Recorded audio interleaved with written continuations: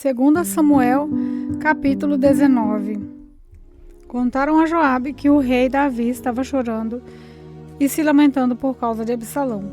Assim, naquele dia, a alegria da vitória virou tristeza para toda a tropa de Davi, porque eles souberam que o rei estava chorando a morte do seu filho. Eles voltaram e entraram na cidade em silêncio, como fazem os soldados que fogem da batalha, envergonhados. O rei havia coberto o rosto e gritava alto: "Ó, meu filho Absalão, Absalão, meu filho." Então Joabe foi à casa do rei e lhe disse: "Hoje o Senhor humilhou os seus soldados, aqueles que salvaram a sua vida, a vida dos seus filhos e filhas e a vida das suas esposas e concubinas. O Senhor odeia os que o amam e ama aqueles que o odeiam. E mostrou que os seus oficiais e os seus soldados não valem nada para o Senhor. Eu estou vendo agora que o Senhor ficaria muito feliz se hoje Absalão estivesse vivo e todos nós estivéssemos mortos. Vá agora e dê uma palavra de elogio aos seus soldados. Se não fizer isso, eu juro em nome de Deus, o Senhor, que amanhã de manhã nenhum deles estará do seu lado. E esse seria o pior desastre de toda a sua vida." Então o rei se levantou e foi sentar-se perto do portão da cidade. Os seus soldados souberam que ele estava lá e se reuniram todos em volta dele. Enquanto isso, todos os israelitas tinham fugido, cada um para sua casa. E em todo o país eles começaram a brigar. Eles diziam: "O rei Davi nos livrou dos nossos inimigos, ele nos livrou dos filisteus, mas agora fugiu de Absalão e saiu do país. Nós escolhemos Absalão para ser o nosso rei, mas ele morreu na batalha. Então, por que não tentamos trazer o rei Davi de volta?" O rei Davi soube do que os israelitas estavam dizendo, então enviou os sacerdotes Zadoque e Abiatar aos líderes de Judá para perguntarem o seguinte: "Por que vocês seriam os últimos a ajudar a trazer o rei de volta ao seu palácio? Vocês são os meus parentes da minha própria carne e do meu próprio sangue. Por que vocês seriam os últimos a me ajudar a me trazer de volta?" Davi também mandou-os dizer a Amasa: "Você é meu parente. De agora em diante você será o comandante do exército em lugar de Joabe. Que Deus me mate se eu não fizer isso." Com essas palavras o rei ganhou o coração de todos os homens de Judá, e eles mandaram-lhe dizer que voltasse com todos os seus oficiais. Davi voltou e chegou até o rio Jordão. Os homens da tribo de Judá foram encontrá-lo em Gilgal, para acompanhá-lo na travessia do rio. Ao mesmo tempo, Simei, o benjamita, filho de Gera da cidade de Baurim, foi depressa ao rio Jordão para se encontrar com o rei Davi. 1000 homens da tribo de Benjamim estavam com Simei. Também Ziba, que trabalhava para a família de Saul, foi ao Jordão com os seus 15 filhos e 20 empregados.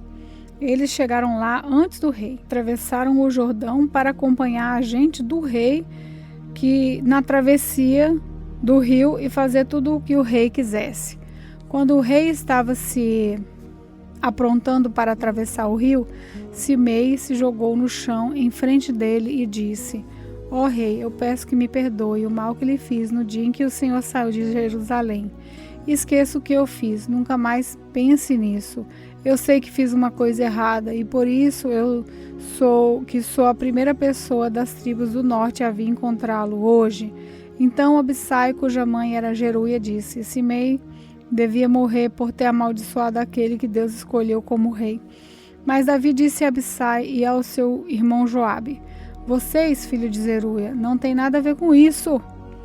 Vocês estão querendo me criar problemas? Agora eu sou o rei de Israel e nenhum israelita será morto hoje." E disse a Simei: "Eu juro que você não será morto." Mefibosete, o neto de Saul, também desceu para ir ao encontro do rei. Ele não havia lavado os pés, nem aparado a barba, nem lavado as suas roupas desde o dia que o rei tinha saído de Jerusalém até o dia em que voltou vitorioso. Quando Mefibosete chegou de Jerusalém para encontrar com o rei, esse lhe perguntou: Mefibosete, por que você não foi comigo? Ele respondeu: Ó rei, o senhor sabe que eu sou aleijado.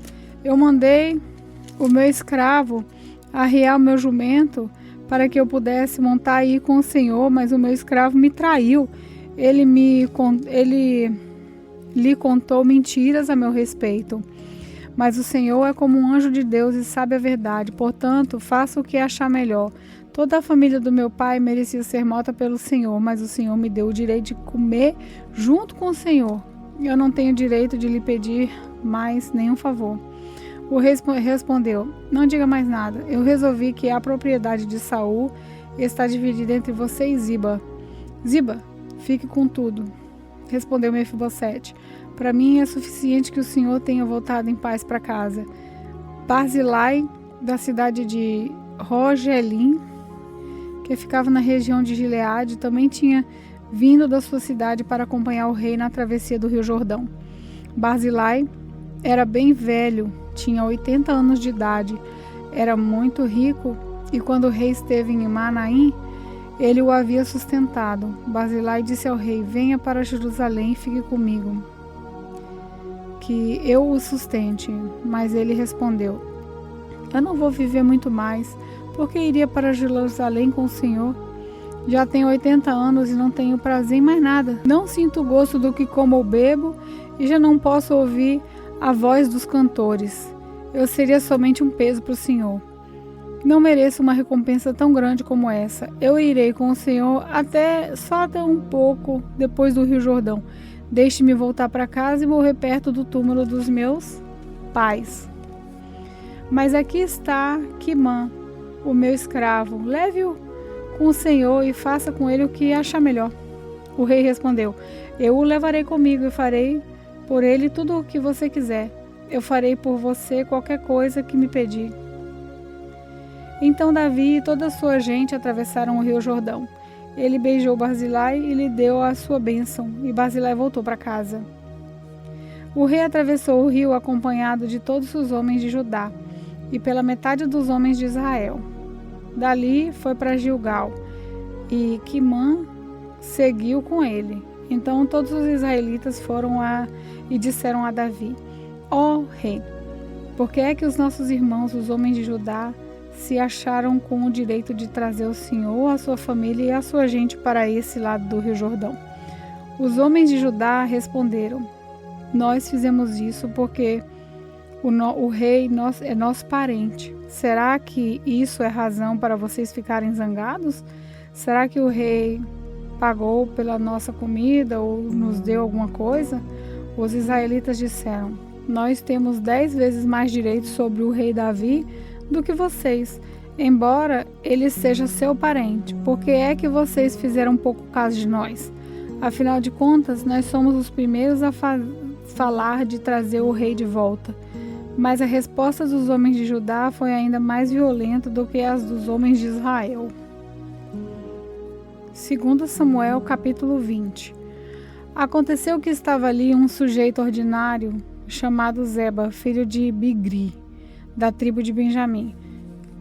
Ele tocou a corneta para reunir o povo e gritou: Abaixo Davi, não temos nada a ver com ele, não adianta nada segui-lo. Homens de Israel, vamos voltar para casa. Então todos os israelitas abandonaram Davi e foram com Zeba. Mas os homens de Judá ficaram fiéis a Davi e o seguiram desde o rio Jordão até a cidade de Jerusalém.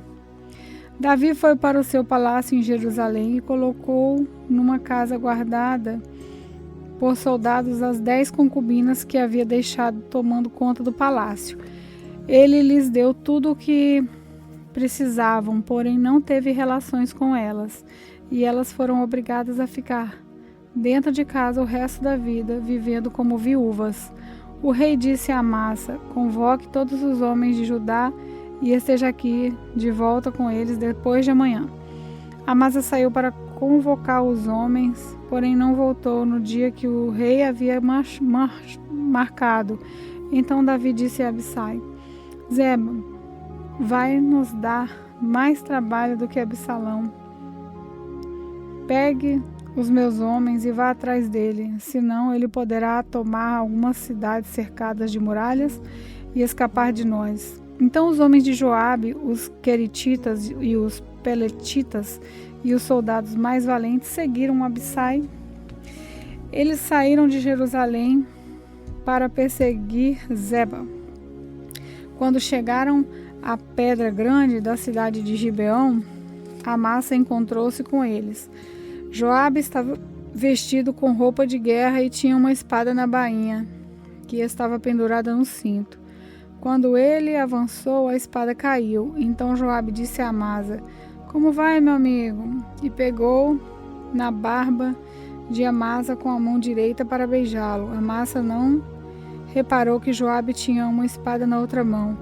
Então Joabe enfiou a espada na barriga de Amasa, e os seus intestinos saíram e se espalharam pelo chão. Ele morreu na mesma hora. Joabe não teve de feri-lo uma segunda vez. Em seguida, Joabe e o seu irmão Abissai continuaram a perseguir Zeba. Um dos soldados de Joabe ficou perto do corpo de Amasa e gritou: "Todos os que estão do lado de Joabe e são a favor de Davi, sigam Joabe." O corpo de Amasa ficou estendido no meio da estrada, coberto de sangue. O ajudante de Joabe viu que todos estavam parando. Então arrastou o corpo para fora da estrada e estendeu um cobertor sobre ele, porque todos os que viam paravam. Depois que o corpo foi tirado da estrada, todos foram com Joabe perseguir Zeba. Zeba atravessou as terras de todas as tribos de Israel e foi parar na cidade de Abel-Bet-Maaca.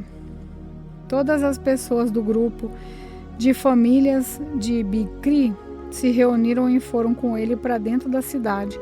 Os soldados de Joabe chegaram e cercaram a cidade. Eles construíram rampas de terra encostadas nas muralhas e também começaram a cavar debaixo da muralha para fazê-la cair. Havia na cidade uma mulher muito esperta. Ela gritou do muro: "Escutem, escutem, digam a Joabe para vir aqui, que eu quero falar com ele." Joabe foi, ela perguntou: "Você que é Joabe?" "Sim, sou eu", respondeu ele. "Escute, senhor", ela disse. "Estou escutando", respondeu ele. Então ela disse: "Antigamente costumavam dizer: vão e peçam conselhos na cidade de Abel. E era assim que resolviam os problemas. A nossa cidade é grande e uma das mais pacíficas e leais a Israel. Por que você está tentando destruí-la? Você quer arrasar o que pertence a Deus, o Senhor?" "Nunca", respondeu Joabe. "Eu nunca destruirei nem arrasarei a sua cidade. Nosso plano não é esse. Um homem da região montanhosa de Efraim, chamado Zeba, filho de Bicri, começou uma revolta contra Davi, o nosso rei. Entreguem só esse homem e eu irei embora. Nós jogaremos a cabeça dele por cima da muralha para você", disse ela. Aí ela foi dar o seu conselho ao povo da cidade e eles cortaram a cabeça de Zeba e a jogaram por cima do muro para Joabe. Ele tocou a corneta, reuniu os homens e todos deixaram a cidade e voltaram para casa. E Joabe voltou para perto do rei Davi em Jerusalém. Joabe era o comandante do exército de Israel. Benaías, filho de Joiada, era o chefe dos queretitas e dos peletitas. Adomirão era responsável pelos homens condenados a trabalhos forçados. Josafá, filho de Ailude, era o conselheiro do rei. Serva era o escrivão. Zadok e Abiatar eram os sacerdotes. Ira, da cidade de Jair, também era um dos sacerdotes de Davi. 2 Samuel, capítulo 21. Durante o reinado de Davi, houve uma grande fome que durou 3 anos seguidos.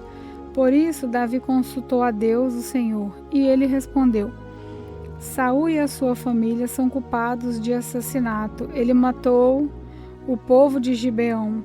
O povo de Gibeão não era israelita. Eles eram um pequeno grupo de amorreus que os israelitas tinham prometido proteger, Mas Saul havia tentado acabar com eles por causa do interesse dele pelo bem do povo de Israel e de Judá. Então Davi chamou o povo de Gibeão e disse: o que posso fazer por vocês? Eu quero pagar pelo mal que lhes foi feito, para que assim vocês abençoem o povo de Deus. Eles responderam: a nossa questão com Saul e a sua família não pode ser resolvida com ouro nem com prata, e também não queremos matar nenhum israelita. Então, o que é que querem que eu faça por vocês? Perguntou Davi. Eles responderam: Saul quis nos destruir para que não sobrasse nenhum de nós em nenhum lugar de Israel. Entregue-nos então 7 homens descendentes dele e nós enforcaremos diante de Deus, o Senhor, em Gibeá, a cidade onde nasceu Saul, o rei escolhido pelo Senhor. Eu entregarei, respondeu o rei. Mas por causa do juramento que ele e Jonatas tinham feito um ao outro, o rei não deixou que fosse morto Mefibosete, que era filho de Jonatas e neto de Saul. Porém, Armoni e Mefibosete, os 2 filhos de Rispa, filha de Raiz, tinha tido de Saul. Pegou também os 5 filhos de Merabe, filha de Saul, tinha tido de Abriel, filho de Barzilai, da cidade de Meolá, e Davi entregou os 7 ao povo de Gibeão, e eles os enforcaram no monte diante do Senhor. E todos os 7 morreram juntos. Isso aconteceu no fim da primavera, no começo da colheita da cevada. Então Rispa, concubina de Saul, pegou um pano grosseiro e com ele fez um abrigo sobre uma rocha, e ali ficou desde o começo da colheita até o dia em que a chuva do outono caíram sobre os 7 corpos, e não deixou que as aves aproximassem deles de dia, nem os animais selvagens de noite. Quando soube o que Rispa tinha feito, Davi foi e tomou dos moradores de Jabes de Gileade os ossos de Saul e do seu filho Jonatas. Os moradores de Jabes haviam retirado os corpos da praça de Bet-San, onde os filisteus os tinham pendurado no dia em que mataram Saul no monte de Gilboa. Davi então colocou os ossos de Saul e de Jonatas junto com os ossos dos 7 homens que haviam sido enforcados. Sepultaram os ossos de Saul e de Jonatas no túmulo de Quis, o pai de Saul, na cidade de Zela, no território da tribo de Benjamim. Tudo o que o rei mandou foi feito, e depois disso Deus respondeu às orações do povo pelo seu país. Houve outra guerra entre os filisteus e Israel. Davi e os seus soldados foram e lutaram contra os filisteus. Durante a batalha, Davi ficou muito cansado. Um gigante chamado Isbi-Benode tinha uma lança de bronze que pesava mais ou menos 5 quilos. Estava usando uma espada nova. Ele pensou que podia matar Davi, mas Abissai, cuja mãe era Zeruia, socorreu Davi, atacou o filisteu e o matou. Então os soldados de Davi fizeram a promessa de nunca mais deixar Davi saísse com eles para a guerra. Então disseram: o Senhor é a esperança de Israel e nós não queremos perdê-lo. Depois disso houve outra batalha contra os filisteus na cidade de Gobe, e Sibecai, na cidade de Uza, matou um gigante chamado Zaf. Houve mais uma batalha contra os filisteus em Gobe, e Elamã, filha de Zaíbe de Belém, matou Golias da cidade de Gate. O cabo da lança de Golias era da grossura do eixo de um tear de tecelão. E houve ainda outra batalha em Gate. Ali havia um gigante, descendente dos antigos gigantes. Tinha 6 dedos em cada mão e em cada pé. Ele desafiou os israelitas e Jonatas, filho de Simeia, irmão de Davi, o matou. Esses 4 eram descendentes dos gigantes da cidade de Gate e foram mortos por Davi e os seus soldados.